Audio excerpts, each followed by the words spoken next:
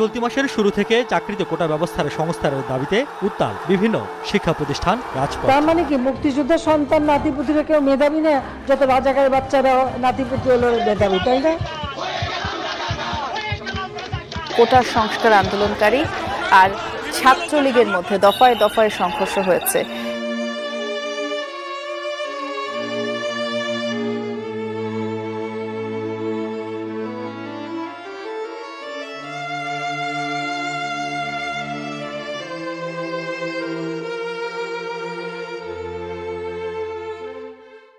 গত বছরের ১ জুলাই বাংলাদেশ এক অবিশ্বাস্য ঘটনার সাক্ষী হয়। এদিন শিক্ষার্থীদের কোটা সংস্কার আন্দোলন বৈষম্য বিরোধী ছাত্র আন্দোলনের রূপ নেয়। এটি ছিল প্রায় ১৬ বছরের আওয়ামী লীগ সরকারের পতনের সূচনা বিন্দু। কোনোভাবেই কোটা ৫% উপরে হতে পারে না। আমি সংস্কার চাচ্ছি, আমি বাতিল চাচ্ছি না, কারণ কিছু কিছু ক্ষেত্রে কোটা রাখা অবশ্যই আবশ্যক হবে। জুলাইয়ের প্রথম দিন ঢাবির রাজু ভাস্কর্যে সমাবেশ থেকে ৪ জুলাই পর্যন্ত দেশের সব বিশ্ববিদ্যালয় এবং কলেজে শ্রেণীকক্ষে পাঠদান ও পরীক্ষা বর্জনের পাশাপাশি ৩ দিনের কর্মসূচি ঘোষণা করা হয়। ৫ জুলাই শাহবাগ থেকে আসে ধর্মঘটের ঘোষণা। ৬ জুলাই থেকে শুরু হয় সড়ক মহাসড়ক অবরোধ। ৭ জুলাই শিক্ষার্থীদের অভিনব বাংলা ব্লকেড কর্মসূচিতে ঢাকা পুরোপুরি স্থবির হয়ে পড়ে। ১১ জুলাই বৃষ্টি ও পুলিশের বাধা উপেক্ষা করে শিক্ষার্থীরা শাহবাগ অবরোধ করে রাখে। এমন সময় প্রথমবারের মতো সহিংসতার খবর আসে কুমিল্লা বিশ্ববিদ্যালয়ে শিক্ষার্থীদের উপর হামলা করে পুলিশ। ১৪ জুলাই দাবি মানতে রাষ্ট্রপতিকে স্মারকলিপি দিয়ে ২৪ ঘন্টার সময় বেঁধে দেন শিক্ষার্থীরা। আমাদের দাবি হচ্ছে বৈষম্যমূলক যে কোটাগুলো রয়েছে সেগুলিকে বাতিল করে বিদ্যমান কোটা সিস্টেমকে সেটা যৌক্তিক সংস্কার করা। অপরদিকে এদিন উদ্ভূত পরিস্থিতি নিয়ে গণভবনে সংবাদ সম্মেলনে আসেন শেখ হাসিনা। সাংবাদিক প্রভাস আমিন ও ফারজানার উপর প্রশ্নের জবাবে শেখ হাসিনা কটাক্ষ করেন। তার মানে কি মুক্তিযুদ্ধের সন্তান নাতিপুতিরা কেউ মেধাবী না, যত রাজাকারের বাচ্চারা নাতিপুতি হলো মেধাবী, তাই না? শেখ হাসিনার এই মন্তব্য আগুনে ঘি ঢালল। রাতে বিভিন্ন বিশ্ববিদ্যালয়ে শিক্ষার্থীরা হল ছেড়ে বাইরে বেরিয়ে আসেন, বের করেন বিক্ষোভ মিছিল। পরের দিন ১৫ জুলাই শিক্ষার্থীদের ওই প্রতিবাদকে ক্যাশ করে আওয়ামী লীগ। এদিন হাসিনা আন্দোলনকারীদের তুচ্ছ তাচ্ছিল্য করে বলেন, নিজেদের রাজাকার বলতে তাদের লজ্জা হয় না। এরপরই বিকেল ৩টায় ঢাকা বিশ্ববিদ্যালয়ে দফায় দফায় শিক্ষার্থীদের উপর হামলা চালায় ছাত্রলীগ। আন্দোলনকারীরাও ঘুরে দাঁড়ানোর চেষ্টা অব্যাহত রাখেন।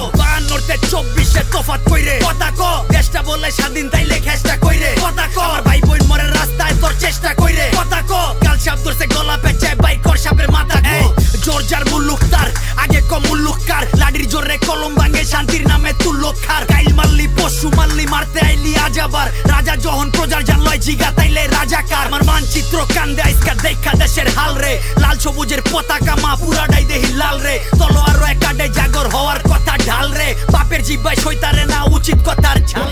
কোটা বিরোধী আন্দোলনকে ক্ষণে ক্ষণে কটাক্ষ করেই ক্ষান্ত হননি তৎকালীন সরকার প্রধান। বল প্রয়োগ, গুম, খুন সবকিছু করে ছাত্রছাত্রীদের এমন খাদের কিনারায় দাঁড় করিয়েছিলেন যেখানে তাদের পথ খোলা ছিল একটাই, মুক্তি অথবা মৃত্যু। ছাত্রলীগের হামলার প্রতিবাদে ১৬ জুলাই বিক্ষোভ সমাবেশ কর্মসূচিতে রংপুরে পুলিশের গুলিতে গুলিবিদ্ধ হন নিরস্ত্র আবু সাইদ। একদিনেই পুলিশের গুলি ও আওয়ামী লীগ, যুবলীগ, ছাত্রলীগের হামলায় শহীদ হন ৬ জন। পাবলিক বিশ্ববিদ্যালয় যখন বন্ধ বলা চলে, সেখানে লাঠি হাতে রাস্তায় নেমে আসে প্রাইভেট বিশ্ববিদ্যালয়গুলো। সড়ক মহাসড়ক অবরোধ, গায়বানা জানাজা, কফিন মিছিল ও দফায় দফায় সংঘর্ষ চলে। আন্দোলন ঠেকাতে বন্ধ করে দেয়া হয় ইন্টারনেট। সারা দেশে যোগাযোগ বিচ্ছিন্ন করে শুরু হয় ক্র্যাকডাউন। বিভিন্ন বাহিনীতে থাকা সরকারের অনুগত লোকেদের নামিয়ে দেওয়া হয় রাস্তায়। শিক্ষার্থীদের বুকে ও মাথায় টার্গেট করে চালানো হতে থাকে গুলি। ১৯, ২০ ও ২১ জুলাই চলে এই গণহত্যা। তাই তো শেষ মুহূর্তে তড়িঘড়ি করে আদালত থেকে কোটা বাতিলের রায় এনেও আবু সাইদ মুগ্ধদের জীবনের দেনা মেটাতে পারেননি শেখ হাসিনা। ২২ জুলাই আন্দোলন কিছুটা শান্ত হয়, যাত্রাবাড়িও শান্ত হয়। ব্লক রেইডের মাধ্যমে চলতে থাকে পুলিশি অভিযান। ১৭ তারিখ থেকে ২২ জুলাই পর্যন্ত গ্রেফতারের সংখ্যা ২০০০ ছাড়িয়ে যায়। ২৫ জুলাই শিক্ষার্থীদের আসামি করে একের পর এক মামলা হতে থাকে। এদিকে তখন আতঙ্কের নাম হয়ে ওঠে ব্লক রেইডের অভিযান। কোনো বাসায় শিক্ষার্থী পাওয়া গেলে গ্রেফতার। পুলিশি হেফাজতে থাকা অবস্থায় জোর করে নাহিদদের থেকে আন্দোলন প্রত্যাহারের ভিডিও বার্তা রেকর্ড করে গণমাধ্যমে পাঠানো হয়। কিন্তু শিক্ষার্থীরা বুঝে ফেলে যে এই বক্তব্য জিম্মি করে আদায় করা, তাই তারা আন্দোলন চালিয়ে যাওয়ার ঘোষণা দেয়। ২৯ জুলাই আবারও রাজপথে নামে শিক্ষার্থীরা। ছড়িয়ে পড়ে জেলায় জেলায় বিক্ষোভ। সরকার চাপে পড়ে আশ্বাস দেয় যে সকল হত্যাকাণ্ডের বিচার করা হবে এবং আটক ৬ সমন্বয়কদের ছেড়ে দিতেও বাধ্য হয়। নিহত শিক্ষার্থীদের স্মরণে ৩১ জুলাই সরকারিভাবে শোক ঘোষণা করা হয়। সারা দেশের ছাত্র সমাজ ও সাধারণ জনগণ সেই শোক প্রত্যাখ্যান করে এবং কালোর বদলে লাল রং ধারণ করেন। 31শে জুলাই সম্পূর্ণ ফেসবুক ছেয়ে যায় লাল রঙের প্রোফাইল পিকচার। অতঃপর কোটা বিরোধী সংগ্রাম রূপ নেয় আওয়ামী ফ্যাসিবাদ পতনের আন্দোলনে। 16 বছরের সীমাহীন বৈষম্য, গুম, খুন, দুর্নীতিতে অতিষ্ঠ জনতার স্রোত মিশে যায় রাজপথে। দফায় দফায় দেয়া কারফিউ ভেঙে ছাত্র, শিক্ষক, কৃষক, শ্রমিক, পেশাজীবী, বুদ্ধিজীবী, শিল্পী, দলমত নির্বিশেষে পথে নামে সব শ্রেণীর মানুষ। আন্দোলন রূপ নেয় গণ অভ্যুত্থানে। এমনকি আন্দোলনরত শিক্ষার্থীদের পাশে দাঁড়ান রাজধানীর রিকশা চালকরাও। 3 আগস্ট ঢাকার কেন্দ্রীয় শহীদ মিনার চত্বরে লাখো জনতার জমায়েত থেকে ঘোষণা আসে এক দফা শেখ হাসিনার পদত্যাগ। আদেশ মানি না আমি চিরসাথী, আমি না মানি আইন, আমি না জানা অধীন, যেন আমি শ্রেষ্ঠ, শুধু আমি সঠিক, কেবল আমি সত্য, পুরা দুনিয়া বেঠিক। প্রলয় আমি করি ধ্বংস, আমি শত্রু খাইলে সদা অন্য, আমি শৃঙ্খলা মানি না, মৃত্যু চিনি না, আমি চলে ওঠা শিখা নিভিতে জানি না। আমি আমার মাতৃত্ব থেকে আমি আমার সন্তানদের জন্য আমি এখানে আসছি, আর একটি সন্তানেরও আমরা লাশ দেখতে চাই না।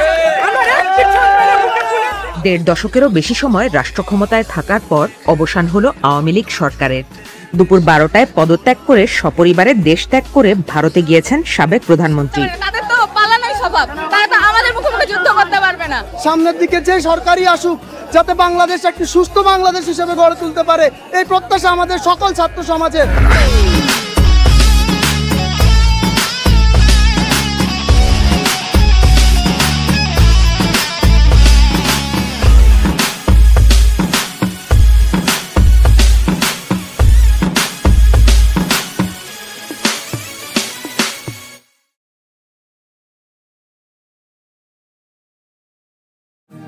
মুক্তির মন্দির সোপান করে কত কাল হলো বলিদান, লেখা আছে অশ্রু জলে কত বিপ্লবী বন্ধুর রক্তের আলাপ, বন্দিশালার ওই শিকল ভাঙা, তারা কি ফিরবে?